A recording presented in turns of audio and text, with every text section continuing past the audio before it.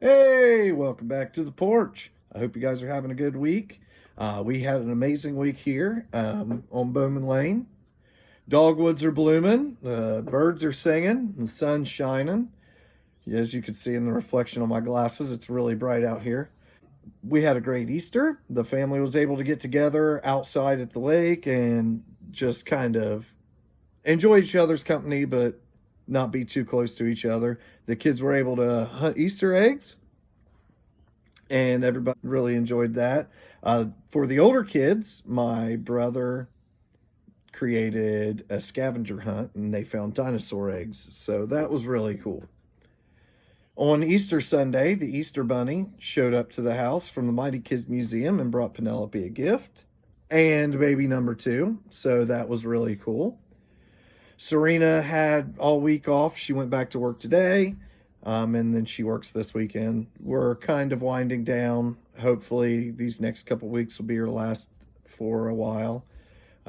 As soon as she is within 2 weeks of her due date, she's going to take off so that we don't have to quarantine. Other than that, life's good. All right, let's dig into these questions. Responses were much better this week, so thank you for that. Our first question is from Lauren. She says, as students are stuck at home, do you know of any great math-related websites that can get students to use or challenge their skills in a fun way? I know in elementary there was a website called Cool Math that had a lot of math-based games that were really enjoyable. Cool Math is a good website. Another website I like for your 4 through 8 kids is Moby Max. I use that a lot in my classroom. Kids get to earn game time based on their performance. IXL is very good. For younger kids, like 3 to 7, ABC Mouse is really good. And then they've created a new one called Adventure Academy that our 2nd through 5th graders are really enjoying. So those are some websites that really would be beneficial for you guys to check out if you have kids or brothers at home. I know Sydney's question was along the same lines, so I can cover both of those in this. Sydney, I think that your brother would like ABC Mouse, and then slide him into Adventure Academy as he starts getting, bored with the material in ABC Mouse. Our next question is from Karina. So far, schools are set to go back May 1st. What is a good strategy to get kids settled back into the school routine and focused? So you are going to be able to practice what you're going to do at the beginning of next school year. You're going to have to get your kids back into your classroom, and for the first 2 weeks, maybe 1 week, depending on how good your kids are and how well you had your classroom set up before. But you're going to have to work on procedures, rules, expectations. And then you're going to have about 2 weeks of school and then field day. So my strategy would be focus heavily on procedures, rules, expectations. Next, we have a question from Katie. What are some concepts that you taught in the beginning that students struggled to learn? How did you adapt your methods and help them understand it? Probably my biggest fear going into teaching is having a student that doesn't understand something and me being unable to teach them in a way that they understand it. That is something that is going to happen, and it'll happen a lot more as you're a young teacher than it does when you see different scenarios as you become a veteran teacher. The one thing that I would recommend is to be patient, to have an even tone in your voice. Don't raise your voice. Don't let them know you're frustrated. And when you do get frustrated, just take a break. Say, okay, well, we're both getting a little tired. Let's take a break and we can come back to this later. That's the most important thing, is to develop the personal relationship with your kids. And then when they start to trust you, you're going to be able to pick things out that work for them that you can introduce into your lessons.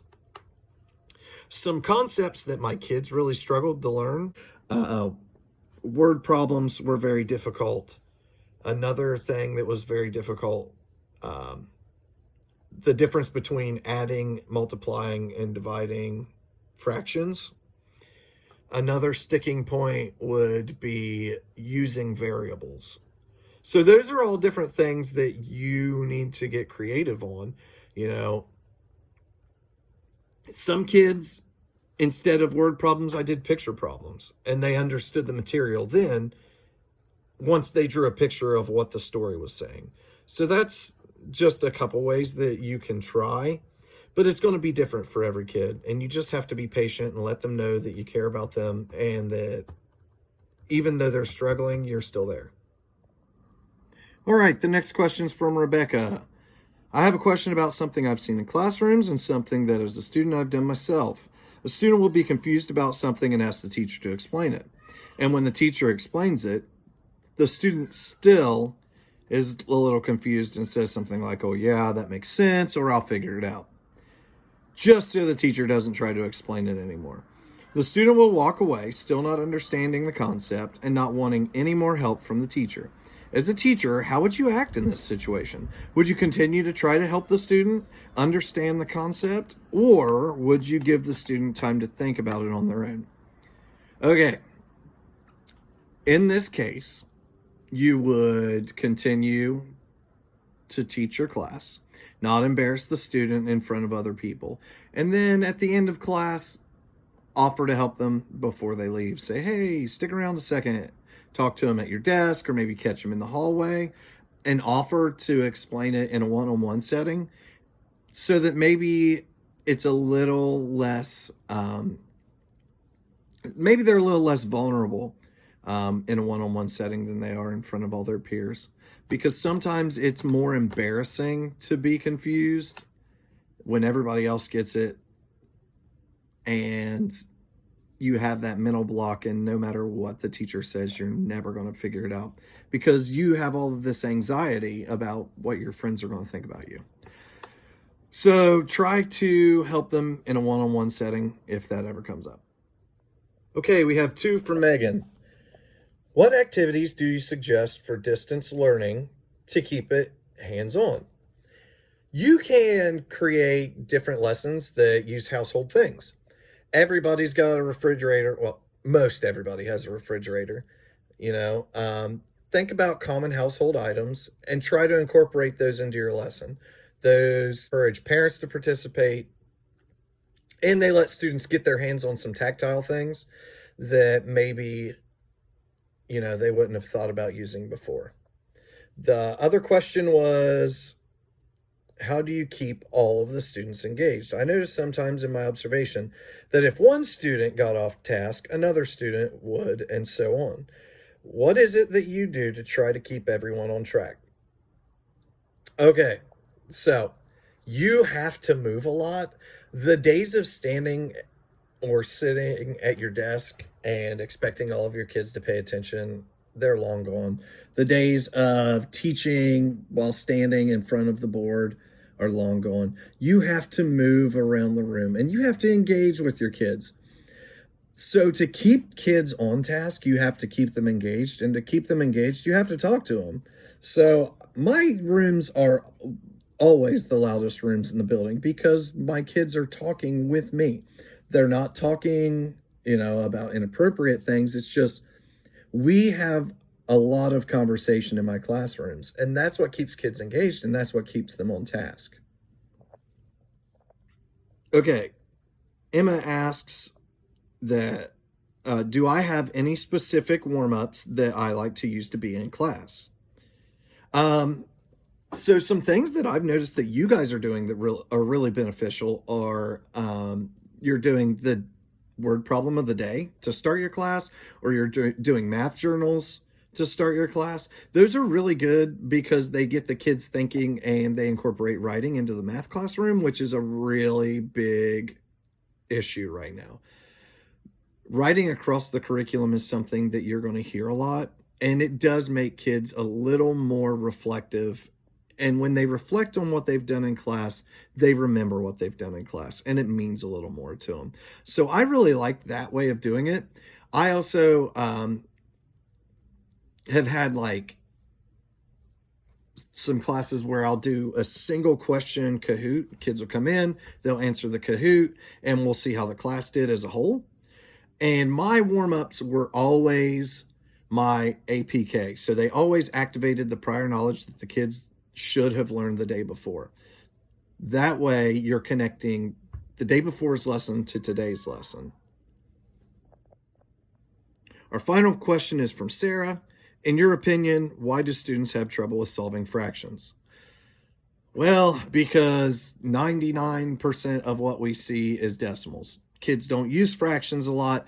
You'll find that kids that have parents that work with their hands or tape measures are way better with fractions. I grew up in a glass shop, so I never had trouble with fractions because I was using them from day one on a tape measure. Now, when kids look at it, they don't see the real world value in fractions because everything's decimal. Decimal in your calculator, decimal on your phone, decimal in your bank account. They're familiar with decimals, so they're not scary. They're not familiar with fractions, and they are terrified of the unknown. And I think that unfamiliarity is the reason why kids struggle with fractions. It's just a mental block. Okay, finally, let's do some housekeeping, and I'll get you guys on your way. So the first thing I want to talk about is your field portfolio. That's going to have 7 lesson plans in a zipped file. 4 of them have to make a thematic unit. These are lessons that you would have taught. What are you doing? Hey, I'm trying to record a lesson, homegirl. Can you say hi? Anyway, so, and now she's, yay! Hi, Penelope. Blow him a kiss. Mwah. Can you blow a kiss? Oh, yeah, nice jacket. Okay, the last thing I want to talk about is your final. Your final video is to be a vlog reflecting on the semester. You should include reflections on the course material, structure, what you've learned, your field experience, and how the pandemic has impacted your education and your relationship with Christ. Be honest and speak in your own voice, guys. This is your last opportunity to show, don't tell. There are a few requirements. 1, it needs to be 10 minutes long. 2, discuss all the topics that I spoke of earlier. And it must be uploaded to YouTube by 4/24. So post your video link in Dropbox just so I know that it's up. If you guys are having trouble catching up or getting anything finished, email me, let me know. If you need more assistance on how to do your lesson plans, let me know, send them to me. I'll make comments and send them back. I'm here for you guys. I hope you're okay. Hey, do you want to come say bye? Bye. Come here. Say bye. Say bye.